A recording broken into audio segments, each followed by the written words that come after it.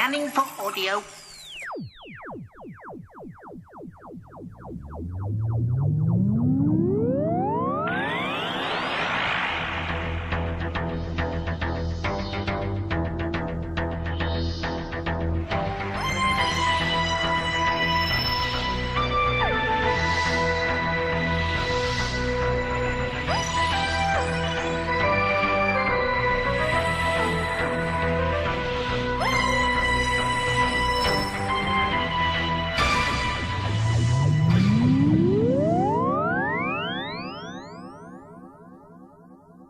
Welcome to a Tin Dog podcast talking about Doctor Who The Time Lord Letters.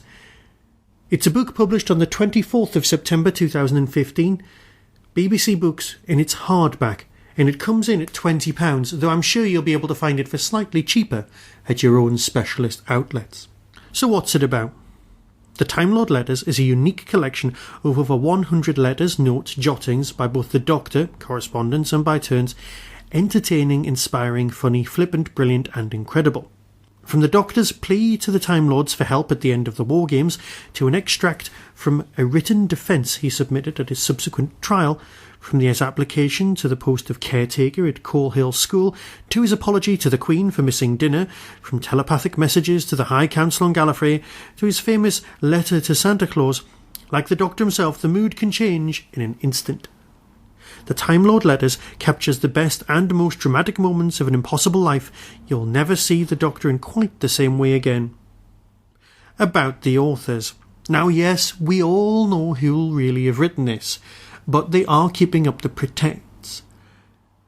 So the authors. The Doctor. The Doctor was born on Gallifrey in the constellation of Kasterborous, graduated from Pryden Academy when he was an older man than he is now. After spending some time as a wanderer in the fourth dimension together with his granddaughter Susan, the Doctor came to regard himself as a citizen of the universe. He has travelled extensively through time and space, as well as spending a period as scientific advisor to the Secretive Unit organisation. Now in his 12th incarnation, or possibly his 13th, accounts vary, the Doctor has been saving the universe for as long as he can remember, possibly longer. His real name, if he has one, is unknown. Justin Richards has written for stage, screen, as well as writing novels and graphic novels, including The Suicide Exhibition and The Blood Red City. Justin currently acts as creative consultant for BBC Books' range of BBC Doctor Who titles, as well as writing quite a few himself. It's a fun book. That's what it is at its core. It's not taking itself as seriously as others. Similar in tone, but actually more funny than the books that came out last year. We've got something that is definitely of its own world. Letters written by the Time Lord could be sarcastic, could be twisted, could be, well, a cheat. An excuse to paste together some old black and white pictures that we haven't seen, or indeed have seen, here and there, with a nice bit of text. But you know what? It's funny. It's fun. It's a bit of bubblegum and it's laughter, and it's also a lot thicker and a lot more in depth, with a lot more in-jokes than you could possibly shake a stick at.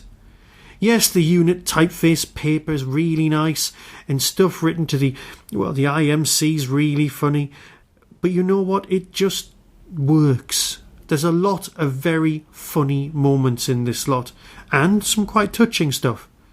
So yeah, as a concept, it might come across as something, well, a bit of fluff. But once you're actually reading it, it's funny, well thought out, particularly well observed, and true to the very fabric of proper Doctor Who.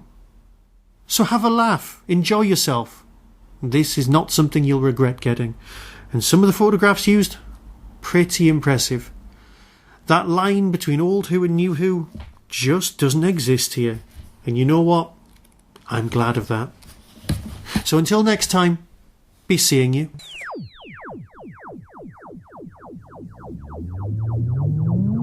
You've been listening to the Tin Dog Podcast, available on RSS, iTunes, Stitcher, Audio Boom and Tumblr. Doctor Who and its associated works are copyright of the BBC.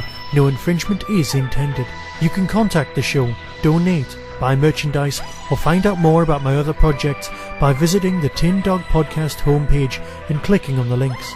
The Tin Dog Podcast is a founder member of the Doctor Who Podcast Alliance.